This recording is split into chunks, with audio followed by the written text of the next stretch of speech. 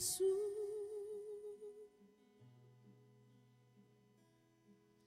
esa llama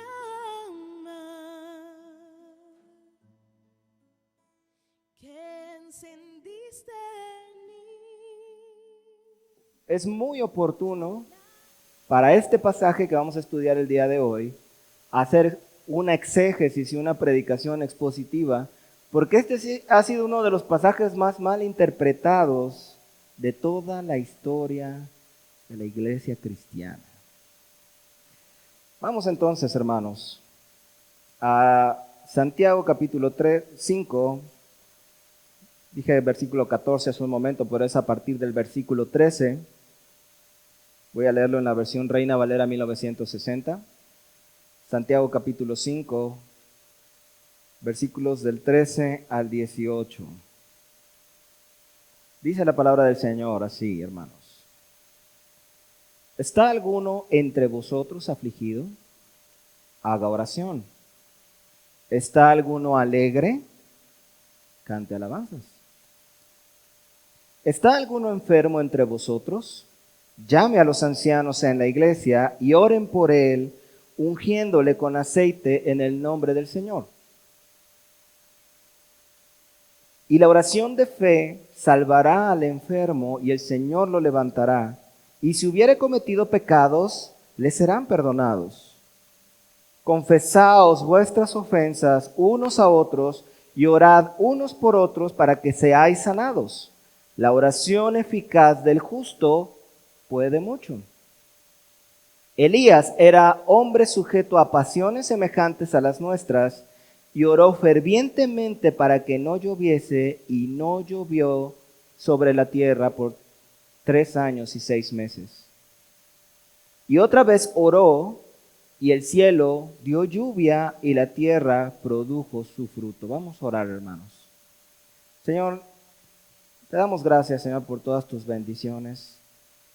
Pero queremos rogar también, Señor, en el nombre de Jesús, que tengas misericordia de nosotros, de este pequeño remanente, Señor, y nos hables, Señor. Que tu Espíritu Santo, Señor, toque nuestros corazones, el de cada uno de los que estamos aquí, Señor. Padre, usa la vida de tu siervo, Señor. Ayúdame a recordar, Señor, que yo no soy nada, Señor, pero te ruego que hables por medio de mí lo que quieras hablar a tu pueblo, a mis hermanos y hermanas, en el nombre de Jesús. Llévate la gloria y la honra, Señor, e instrúyenos acerca de esto. Amén. Ok, hermanos, entonces recordemos brevemente que la carta de Santiago es una carta en la que el pastor Santiago le escribe una carta a sus ovejas. Recordemos también el contexto, los destinatarios de esta carta, las personas a las que Santiago escribe esta carta, eran originalmente congregantes cristianos de la iglesia de Jerusalén, que con el martirio de Esteban tuvieron que salir huyendo, según nos cuenta el libro de los Hechos, tuvieron que salir dispersados por muchos lugares, y la carta nos da a entender que Santiago era el pastor de estas ovejas que tuvieron que salir por muchos lados.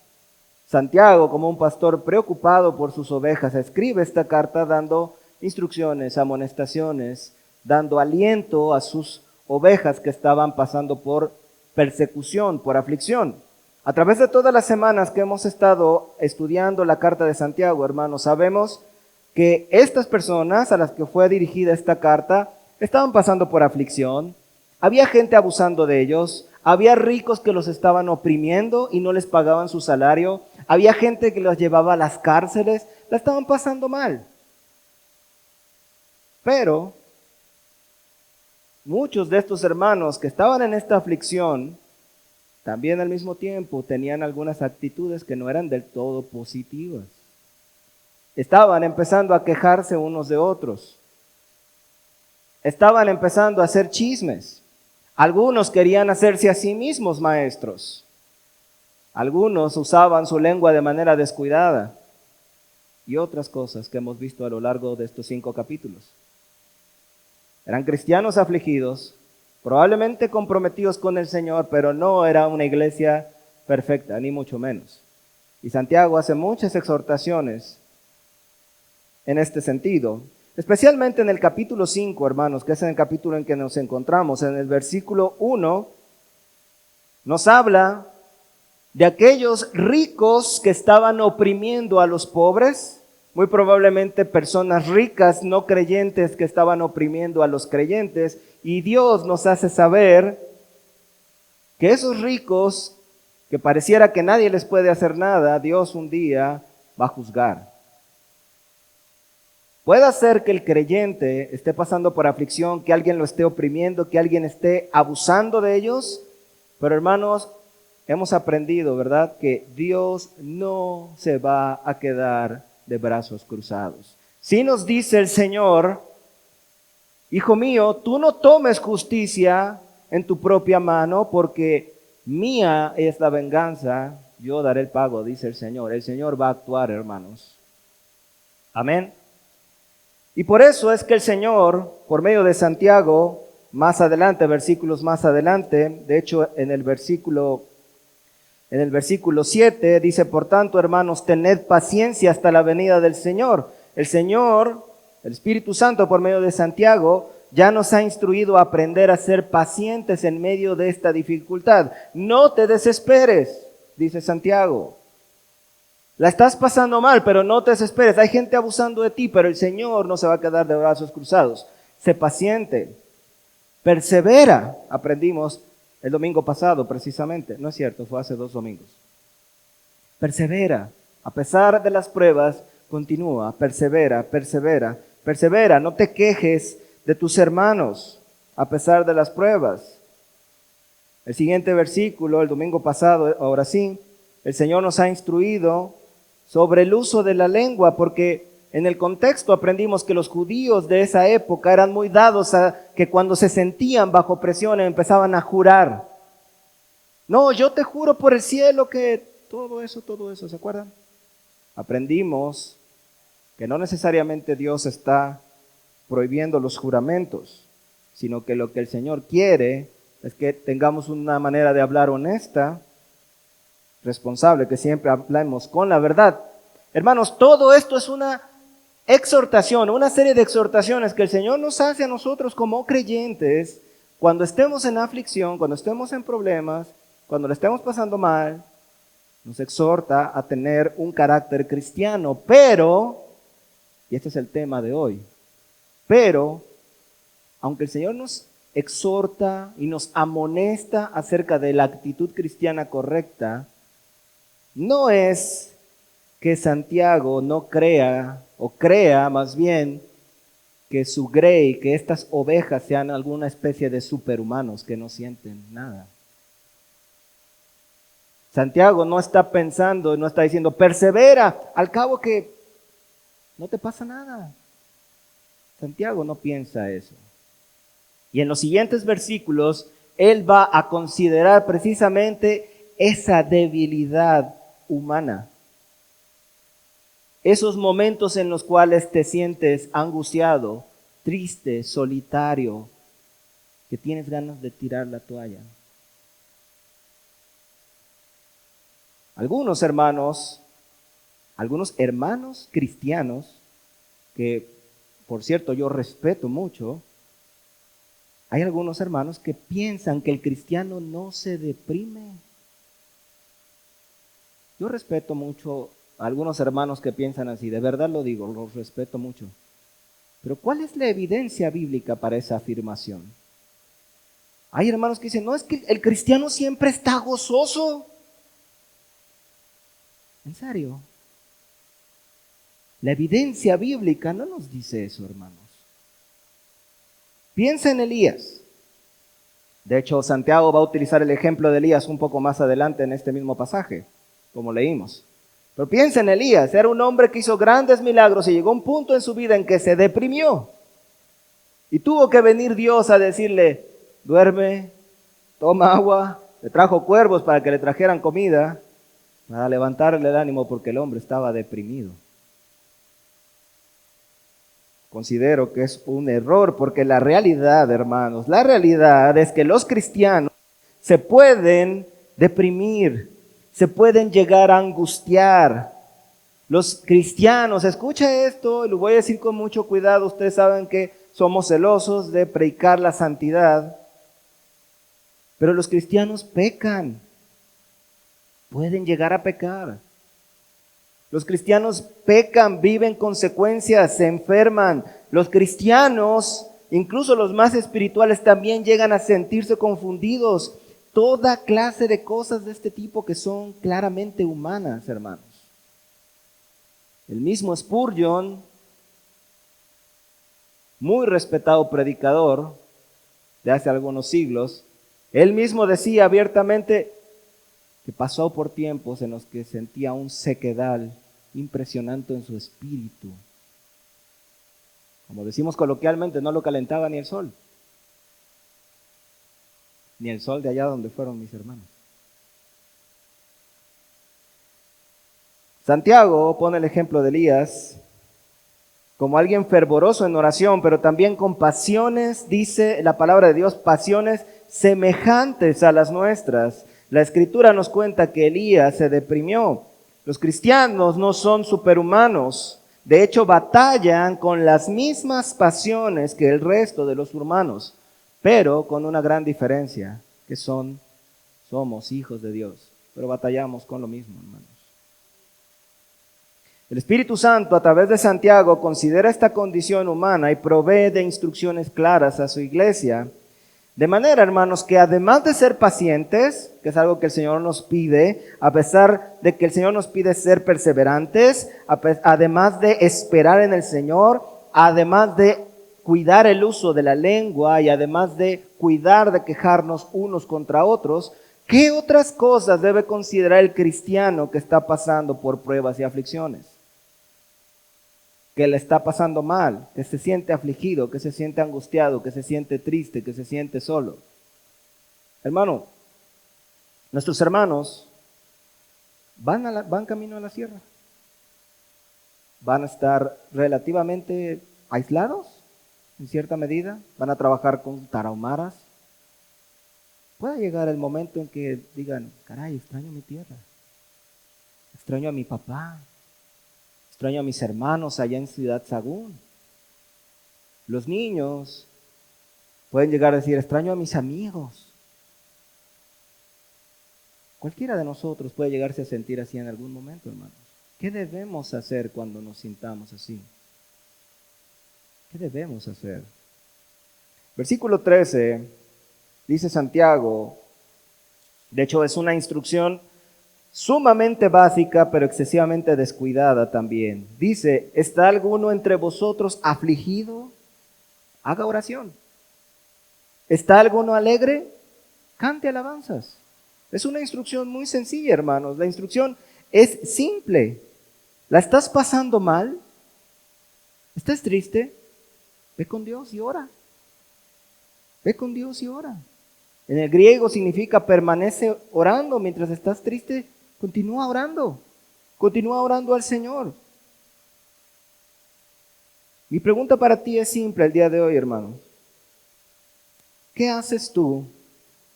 ¿Qué haces tú cuando estás afligido, cuando estás triste, enfermo, deprimido, ansioso o cualquier otro tipo de aflicción? ¿Qué haces tú?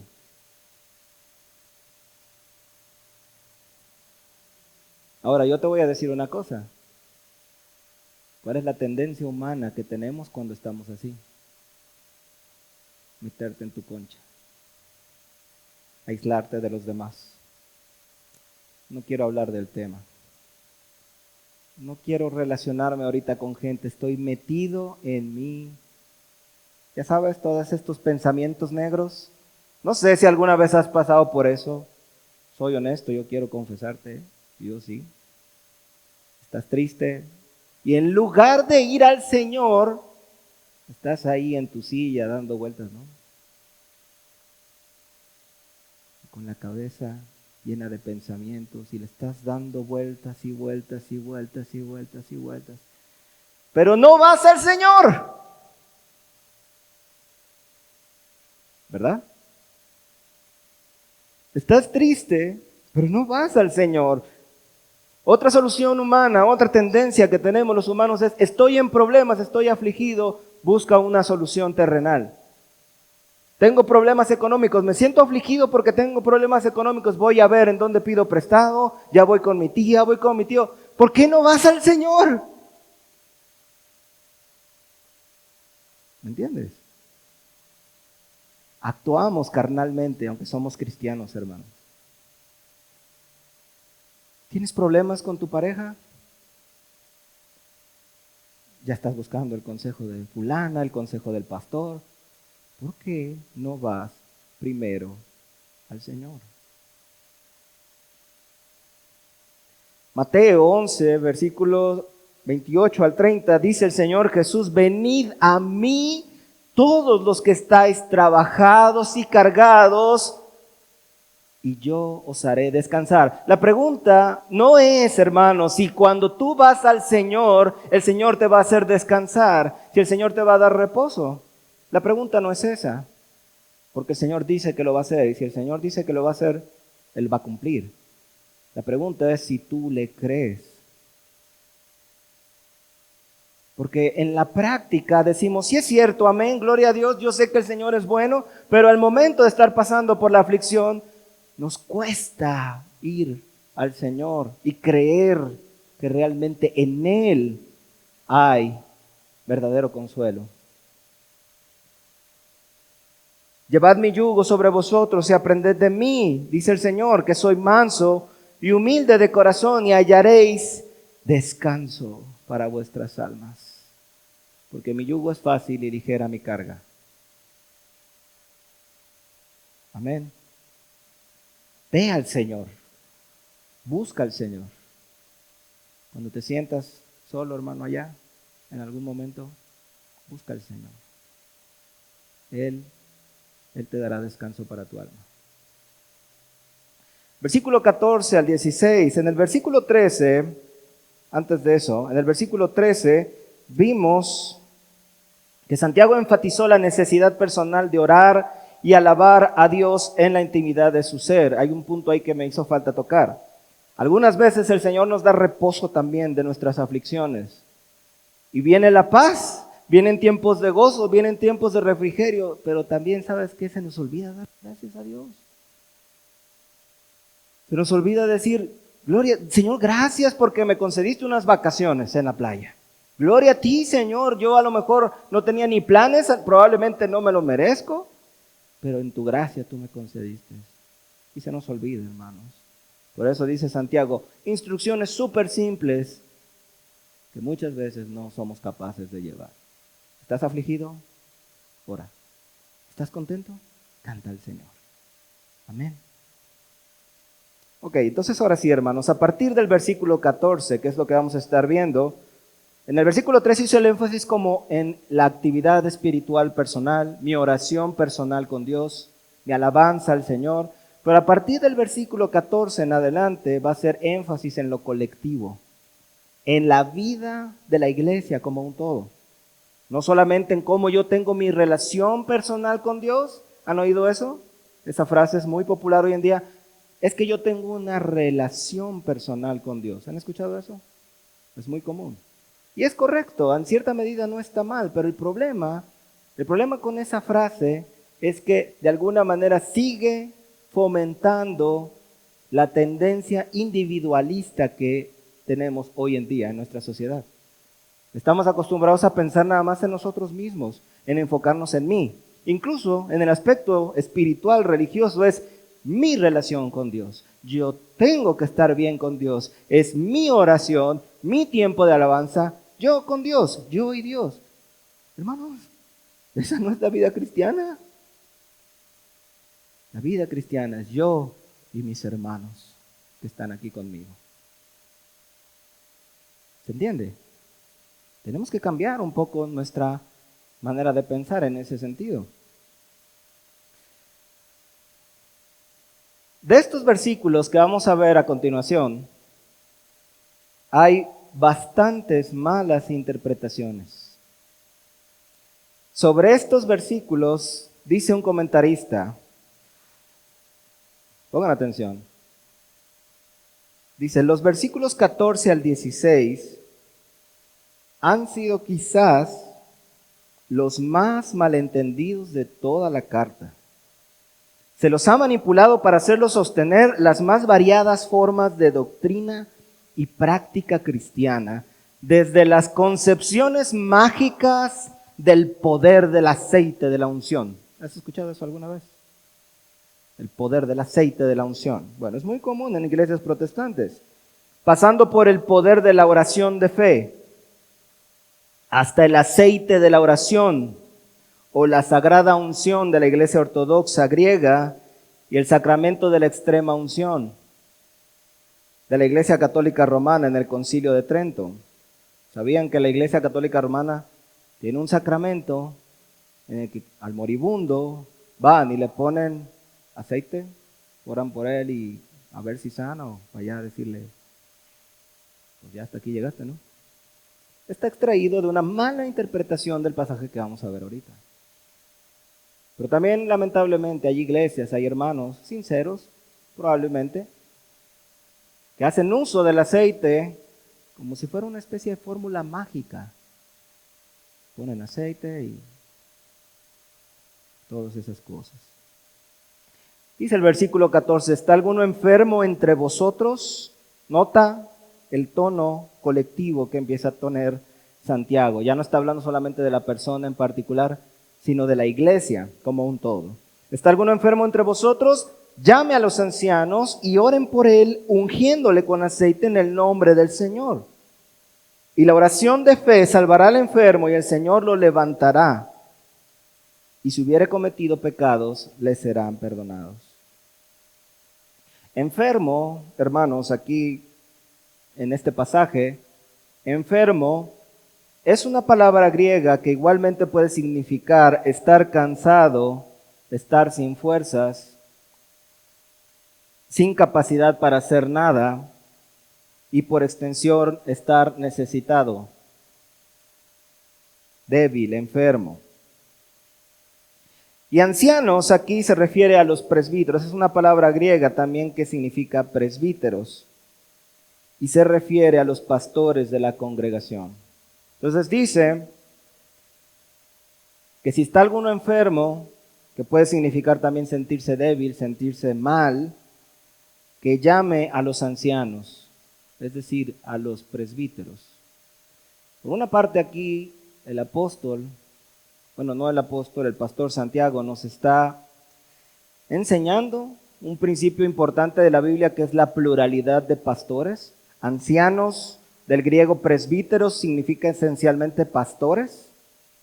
Y está diciendo que llames a los pastores, o sea que no es un pastor, son varios pastores. En esta iglesia, ustedes saben, pues hay un pastor nada más. Pero es el deseo del Señor que haya más líderes, que no haya un solo líder, sino más líderes. La Biblia en varios lugares enseña la doctrina de la pluralidad de los pastores. Y este es uno de ellos, aunque no directamente aquí lo enseña.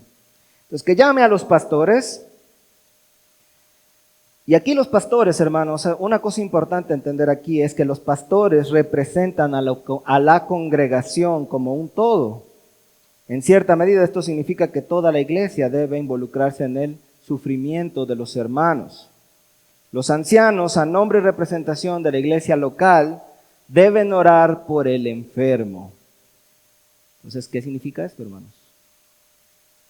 Cuando alguien está enfermo entre tus hermanos, alguien se siente mal, alguien se siente débil, como iglesia, no los pastores nada más, como iglesia, todos debemos unirnos en oración por aquellos que están enfermos. Los pastores y líderes en general tienen una responsabilidad especial, pero esto no significa, y esto es algo que es muy importante aclarar, porque es una de las cosas en las que se ha distorsionado este pasaje. Es muy importante aclarar que los pastores, hermanos, no necesariamente tienen un poder especial para sanar o algo por el estilo. ¿Se entiende lo que estoy diciendo? La responsabilidad de orar por aquellos que están enfermos, por tus hermanos, es de toda la iglesia. de toda la iglesia. Los pastores fungen aquí solamente como representantes de toda la iglesia local. Una pregunta, hermanos. Para ustedes, ¿cuál es el significado del aceite en este versículo? ¿Significa este versículo que cuando oramos por un enfermo hoy en día, me refiero a hoy en día, en nuestras iglesias de hoy, significa que debemos ungirlo con aceite o la oración no será válida? ¿O significa que si le ponemos aceite, la oración va a ser como que más efectiva, más poderosa? ¿Significa eso? ¿Significará eso? ¿Qué piensan que significa aquí el aceite? Hay iglesias donde extrayendo de este pasaje usan esta práctica, pero la mayoría de ellos no entiende el significado de lo que está aquí tratando de decir Santiago. Así que de hecho no significa que el aceite tenga un poder mágico o espiritual o que sea como que una oración más espiritual o más poderosa si usamos aceite y ungimos al enfermo. No significa eso. El aceite, hermanos, en esta época es medicinal. Por lo tanto, la idea detrás de este pasaje era aliviar las heridas o el dolor por medio del aceite de oliva. La palabra ungir también dice que lo unjas con aceite. La palabra ungir en el original griego habla del acto de aplicar un ungüento como un masaje para proveer alivio al enfermo. Entonces, con esto en mente, leamos este pasaje. Lucas 10:34 nos dice la palabra de Dios, es la historia del buen samaritano. Dice Lucas 10:34, y acercándose vendó sus heridas, echándoles aceite y vino, y poniéndole en su cabalgadura, lo llevó al mesón y cuidó de él. ¿Cuál es el uso que el buen samaritano le dio al aceite? Medicinal. Era un ungüento. De hecho, me di a la tarea de hacer una pequeña búsqueda en internet de, ¿qué propiedades medicinales, curativas tiene el aceite de oliva hoy en día en nuestra sociedad? Es una maravilla el aceite de oliva. Sirve para la digestión. Si tienes ronchitas en la piel, te lo untas y te puede servir. Y un montón de cosas que te encuentras en internet de para qué sirve el aceite de oliva. Es un aceite muy bueno. Mi esposa últimamente trata de cocinar un poco más con ese tipo de aceite para que nos haga mejor digestión. Es un aceite saludable, es un aceite bueno. Y es un aceite que en la antigüedad, en época de Santiago, en época del Señor Jesús y antes, se usaba muchísimo con fines medicinales. Entonces, hermanos, vemos que no se trata de un poder mágico, sino básicamente es la medicina que tenían nuestros hermanos en ese momento al alcance.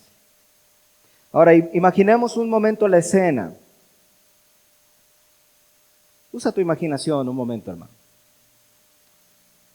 Hay un hermano enfermo o débil en la congregación que quizá no ha podido congregarse o que sí se congrega pero se siente enfermo. Piensa en esa iglesia primitiva de hace 2000 años. Ubícate ahí. Hay un hermano enfermo ahí. Sus hermanos en Cristo notan su condición y se preocupan por su bienestar y salud. Los hermanos piden a los ancianos que vayan con ese hermano enfermo y oren por él en representación de toda la iglesia.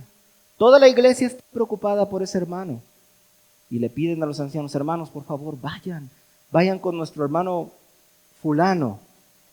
Vayan con nuestro hermano Trófimo porque está enfermo y estamos preocupados por él. Por favor, vayan y oren por él. Luego los ancianos llevan el aceite de oliva, el cual tiene muchas propiedades medicinales, como ya vimos, llegan a la casa de Trófimo. Uno de ellos, uno de los ancianos, uno de los pastores de esa iglesia, pone aceite de oliva en sus manos y empieza a frotar el cuerpo de Trófimo, que se siente muy débil. Empieza a frotar la espalda, la cabeza, el cuello. ¿Para qué? Para proveerle un poco de alivio al dolor que está pasando. Él se siente mal. Mientras tanto, el resto de los ancianos ahí presentes, mientras uno de ellos está frotando y dando un poco de alivio al enfermo Trófimo, el resto de los ancianos, el resto de los pastores que están ahí, están orando, están de rodillas, están derramando su alma, están llorando delante del Señor y rogándole al Señor: Señor, por favor, haz un milagro a nuestro hermano Trófimo, él se siente mal. Mientras tanto, el pastor sigue: hermano, recibe sanidad. Que este aceite te sirva para que te sientas mejor. Quizá la iglesia no esté ahí porque no caben todos, ¿verdad? Pero a lo mejor está reunida en la sinagoga al mismo tiempo y ellos están orando: Señor, ten misericordia de nuestro hermano Trófimo, por favor, Señor. Ayúdalo, Señor. Usa a los ancianos, Padre. Los hermanos siguen orando con amor y fervor, mientras uno de los ancianos sigue derramando aceite cuidadosa y delicadamente sobre su amado hermano al que ve sufriendo. Todos desean que su hermano se recupere pronto, pero les duele verlo en esas condiciones. Esa es la escena. Ahora entiendes el espíritu que es Santiago, el espíritu del pasaje que acabamos de leer. Esto que acabo de describir es a lo que Dios nos está llamando. Hermanos, un preocuparnos por nuestros hermanos. Si puedo proveer algo de alivio a mi hermano, lo voy a hacer. No es el aceite de oliva, hermano. Son las manos de ese anciano llenas de aceite, deseando en su corazón proveer un poco de alivio a su hermano enfermo. No es el aceite, es el amor. Quiero que mi hermano esté bien. Y otros orando por ahí. Lo principal es la oración. El aceite es lo de menos. Puedes llevar, si quieres, un Vaporub. Lo importante es que con tus manos, con tus oraciones, con tu corazón, estés ahí con tu hermano que tiene necesidad. Y esa es la interpretación de este pasaje. Nada tiene que ver con los santos óleos, nada tiene que ver con la extrema unción, nada tiene que ver con el aceite de la unción, no tiene nada que ver con eso, hermanos. Tiene que ver con el amor, con el interés, con el cuidado unos por otros. Amén, ¿se entiende? Entonces, este versículo correctamente interpretado tiene varias aplicaciones, hermanos. Debemos orar con fe por los enfermos, todos como iglesia, no solamente los ancianos. Debemos tomar o usar nuestra medicina.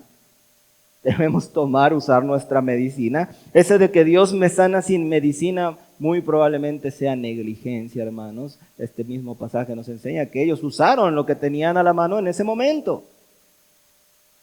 Medicina.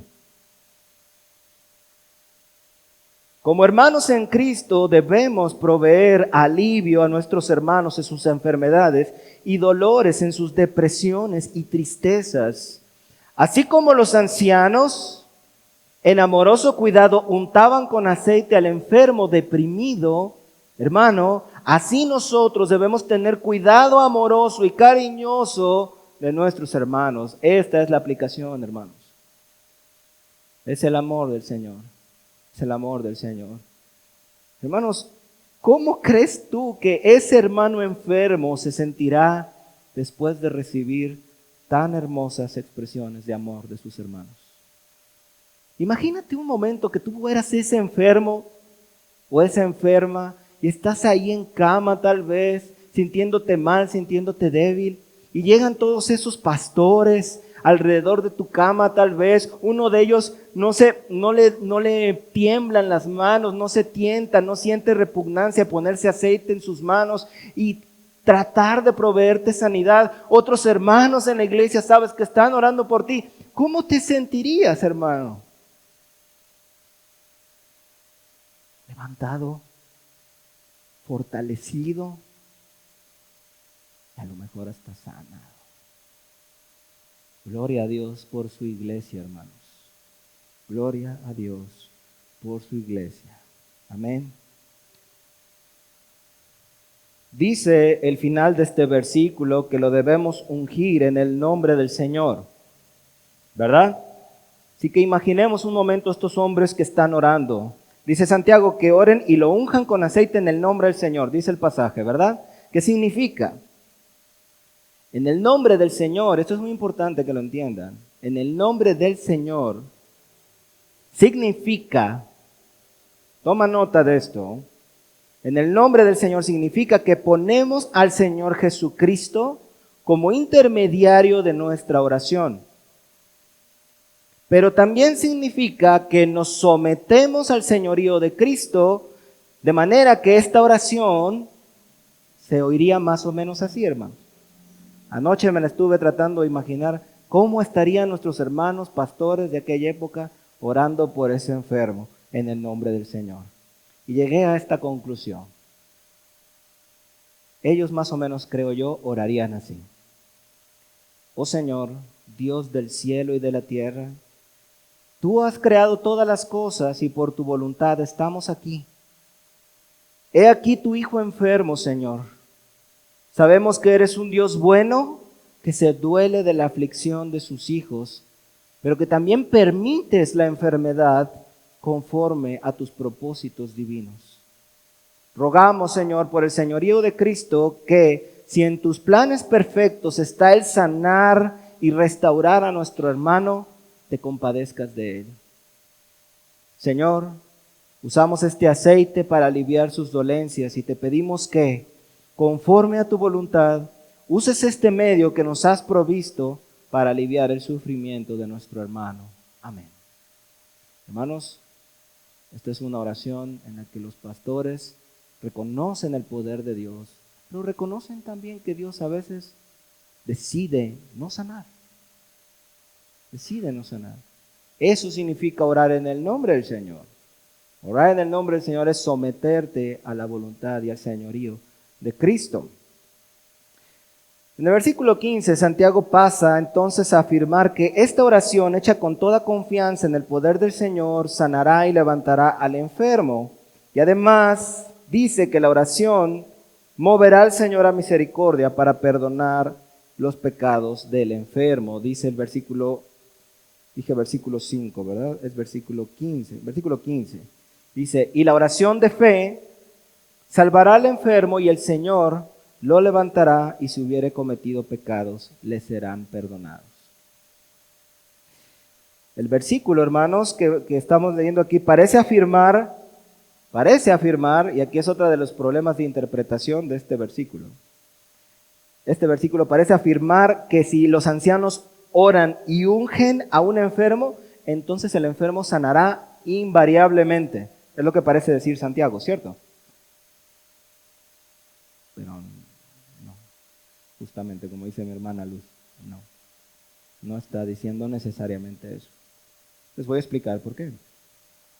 Pero antes de eso, ¿qué pasa entonces en aquellos casos en que el enfermo simplemente no llega a sanar?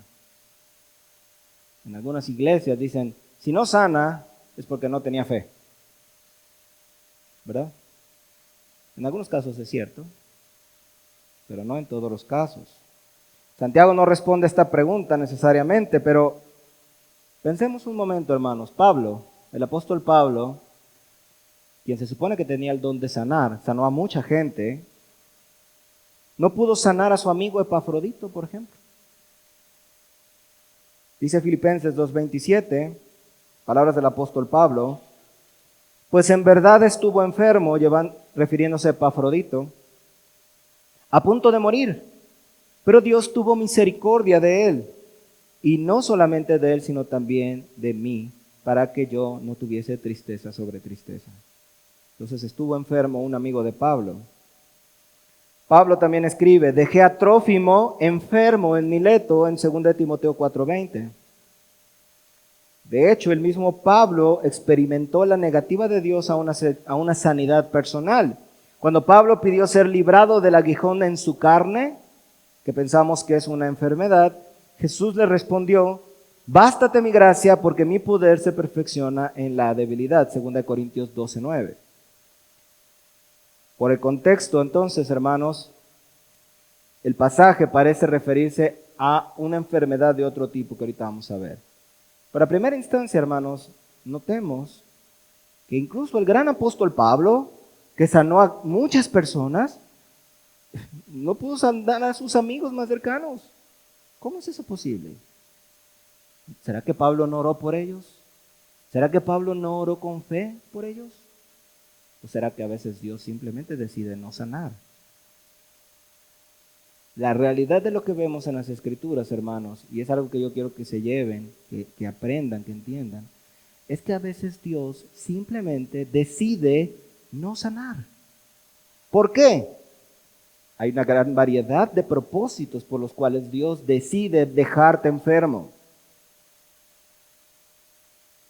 Pero Santiago, específicamente en este contexto, vamos a leer tantito nuevamente los versículos del 14 al 16. A ver si con esta lectura completa ustedes mismos pueden decirme: ya sé por qué estaba enfermo este hermano. Ya sé por qué estaba enfermo este hermano. ¿Ok? Vamos a leer versículos 14 al 16. ¿Está alguno enfermo entre vosotros? Llame a los ancianos de la iglesia y oren por él, ungiéndole con aceite en el nombre del Señor. Y la oración de fe salvará al enfermo, y el Señor lo levantará. Y si hubiere cometido pecados, le serán perdonados. Confesaos vuestras ofensas unos a otros y orad unos por otros para que seáis sanados. ¿Por qué estaban enfermos? ¿Cuál era el motivo de la enfermedad de estos hermanos? ¿La qué? Ofensas, pecados. El contexto de este pasaje es enfermedad que viene por causa del pecado. Es importante analizar las Escrituras con cuidado, hermanos, para no sacar aplicaciones que están fuera de contexto. Estos hermanos estaban enfermos por sus pecados. El pecado, de hecho, puede traer como consecuencia enfermedad y muerte. ¿Escuchaste? ¿Entiendes eso, hija? El pecado puede traerte enfermedad y muerte. No significa que toda enfermedad venga como consecuencia del pecado. Tenemos el ejemplo de Job, que era justo y enfermó, aunque no necesariamente por causa de un pecado. Pero nuestro Señor Jesús enseñó que la enfermedad puede venir por estas dos causas. Puede venir por causa del pecado, puede venir sin pecado. Juan 9, del 1 al 3 dice: al pasar Jesús vio a un hombre ciego de nacimiento y le preguntaron sus discípulos diciendo: Rabí, ¿quién pecó, este o sus padres, para que haya nacido ciego? Respondiendo Jesús: no es que pecó este ni sus padres, sino para que las obras de Dios se manifiesten en él.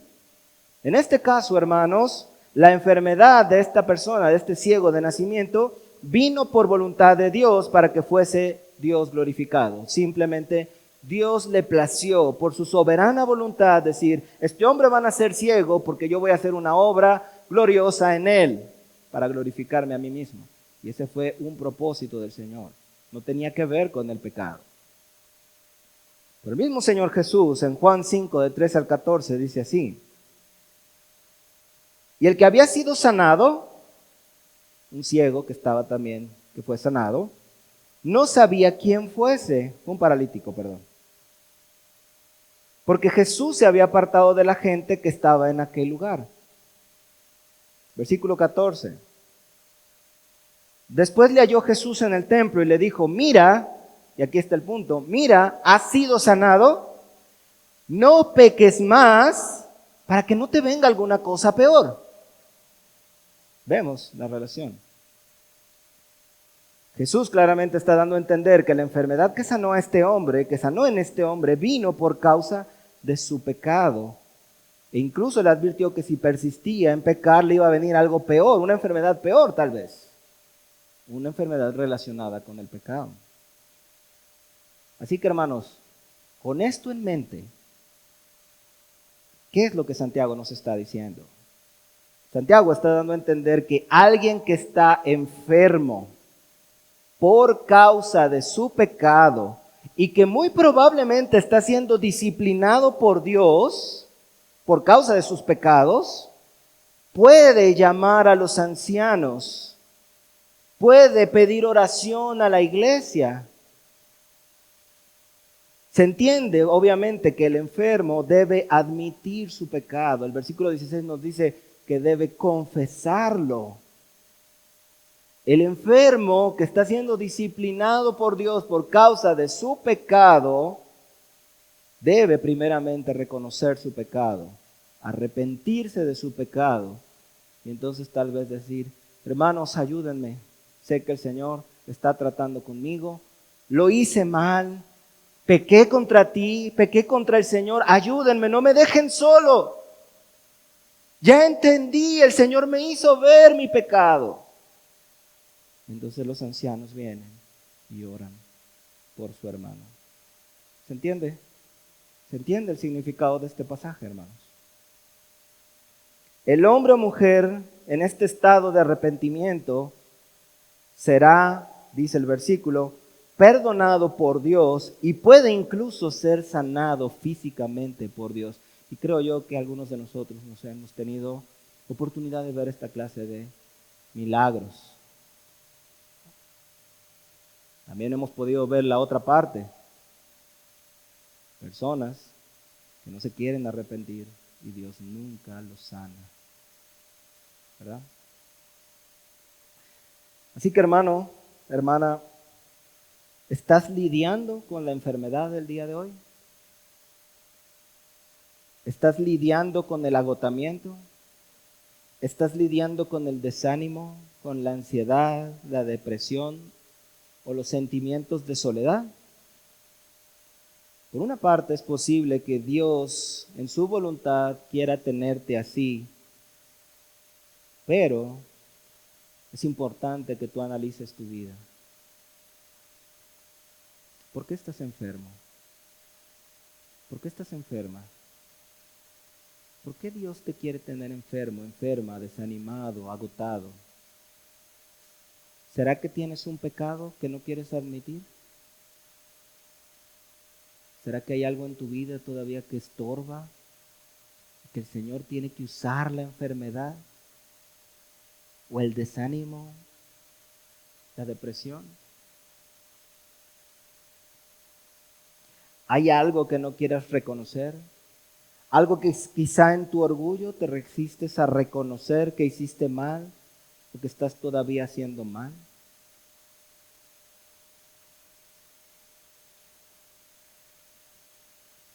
¿Sabrás cuánto tiempo llevamos más o menos? Los veo un poco cansados. Los veo con un poquito de sueño. La playa. La playa. Está bien. ¿Me van entendiendo hasta ahorita más o menos? Lo que estoy tratando de explicar. ¿Sí? ¿Se va entendiendo el mensaje de Santiago? Okay. Voy a tratar de irme un poquito más rápido para no dormirlos, hermanos. Pero si no, ahorita los voy a poner a saltar o a ver qué se me ocurre. Hermanos, necesariamente el pecado está relacionado con la enfermedad y viceversa, muchas veces. No sé ustedes, a mí me gusta ver series policíacas. Luego no dejo a mi hija porque pues es tema de criminales y eso. Me gusta ver este tipo de series, las que son moderadamente sanas al menos.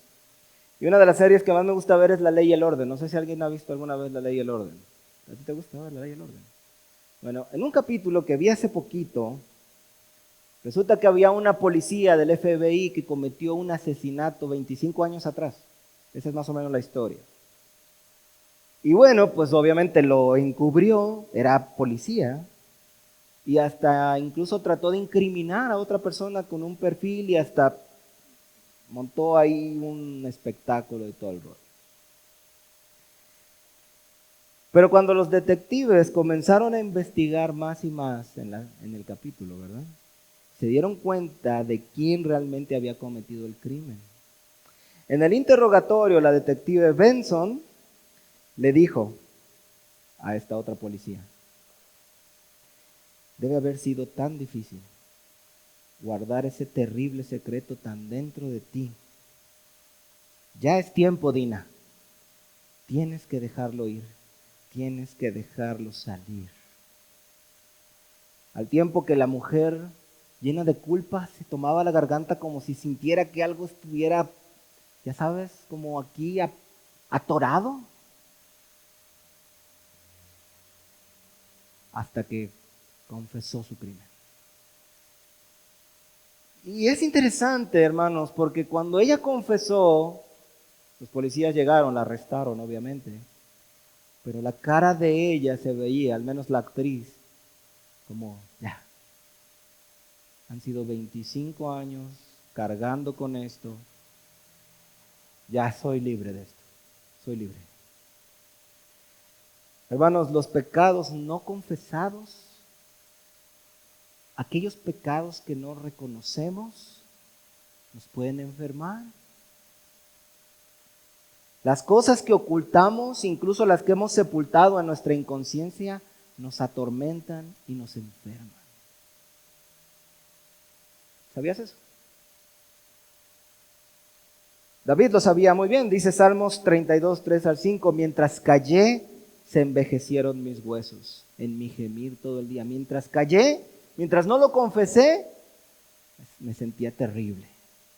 Porque de día y de noche se agravó sobre mí tu mano, se volvió mi verdor en sequedades de verano.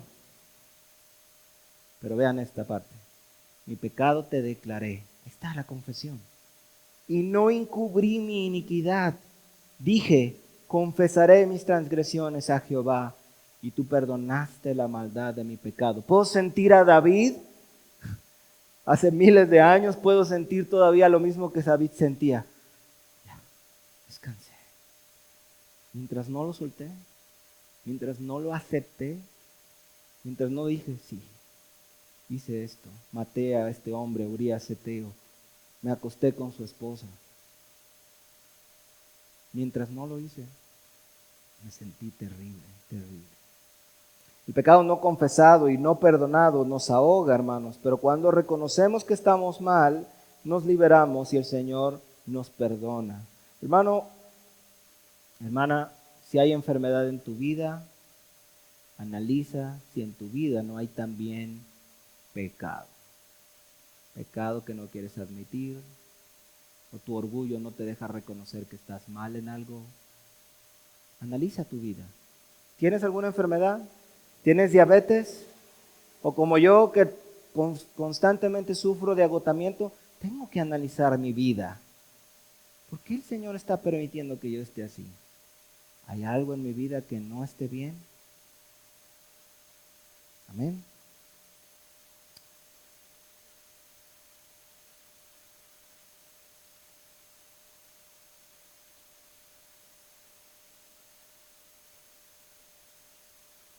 Vamos al versículo 17 al 18. Vamos a concluir con un ejemplo que pone Santiago. Con esto cerramos nuestra enseñanza del día de hoy, hermanos. Versículo 17 y 18, Santiago pone un ejemplo sobre la eficacia de la oración de un hombre. Santiago pone como ejemplo a Elías.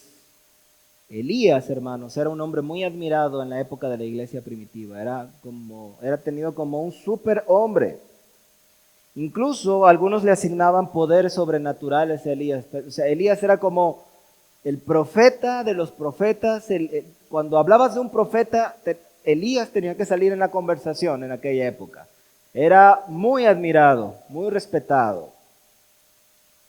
Pero Santiago, hermanos, en este pasaje que vamos a leer, no pone énfasis precisamente en la gran figura que era Elías, sino en su debilidad y en su semejanza con nosotros. Dice el versículo 17 y 18, Elías era hombre sujeto a pasiones semejantes a las nuestras, Es decir, hermanos, vean, Santiago no, se está olvidando del super hombre, del super cristiano Elías. Él está diciendo, Elías era un hombre como tú y como yo.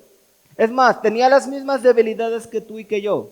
Se deprimía igual como tú y como yo. Se ponía triste igual como tú y como yo. Pero ese hombre imperfecto, ese hombre débil, ese hombre como tú y como yo, oró fervientemente y Dios le contestó. Hermanos, quizá pienses que si fueras alguien más sobresaliente, entonces Dios oiría tus oraciones.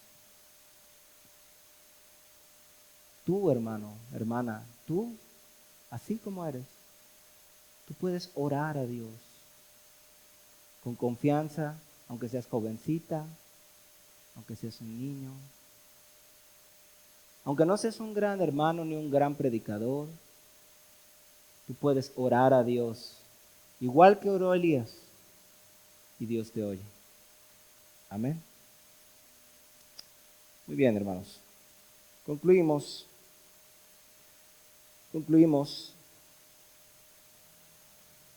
Dice Mateo, versículos del 8 al 16 al 17. Y cuando llegó la noche, trajeron a él muchos endemoniados, y con la palabra echó fuera a los demonios y sanó a todos los enfermos. Está hablando de nuestro Señor Jesucristo. Para que se cumpliese lo dicho por el profeta Isaías cuando dijo, Él mismo tomó nuestras enfermedades y llevó nuestras dolencias. Mateo 8, 16 al 17. Hermano, hermana, escucha esto. El Señor Jesucristo, llevó tus dolores, tus angustias, tus pecados, tus enfermedades en la cruz. Él cargó con todas nuestras aflicciones y las llevó en la cruz. En la cruz, Jesús murió por nosotros para que nosotros, escucha bien, tú que estás enfermo, que estás triste el día de hoy, el Señor murió y fue a la cruz. Y hizo un sacrificio sangriento para que tú puedas ser sanado. Ahí están puestas todas tus aflicciones, todo tu dolor, en la cruz de Cristo Jesús. Y un día no habrá más enfermedad, dice su palabra, no habrá más dolor, sino salud, gozo y paz. Así que si vienes hoy con enfermedad, si tú vienes hoy con sentimientos de culpa, si algo te atormenta, si algo tienes atorado, si sientes culpa por algún pecado o vienes enfermo, ven a la cruz. Ven a la cruz, hermano. Reconoce delante del Señor tus faltas y ven a la cruz. Como decía el canto que cantamos hace un momento, trae tus culpas a la cruz, trae tus ansiedades y dolores al Señor y recibe gozo, paz y sanidad en el nombre del Señor Jesús. Hermano, hermana,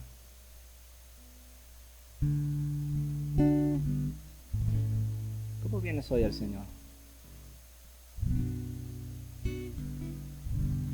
¿Traes algo en tu corazón? ¿Algo que te esté atorando? ¿Alguna angustia? Trae tus culpas a la cruz. Toda tu ansiedad, dice 1 de Pedro, echando toda vuestra ansiedad sobre Él, porque Él tiene cuidado de vosotros. ¿Cuántos creen en eso? Padre, venimos delante de ti, Señor, trayendo nuestras culpas, Señor. Las cosas que nos hacen sentir terribles, Señor. A la cruz. Gracias, Señor, por morir por nosotros, Señor.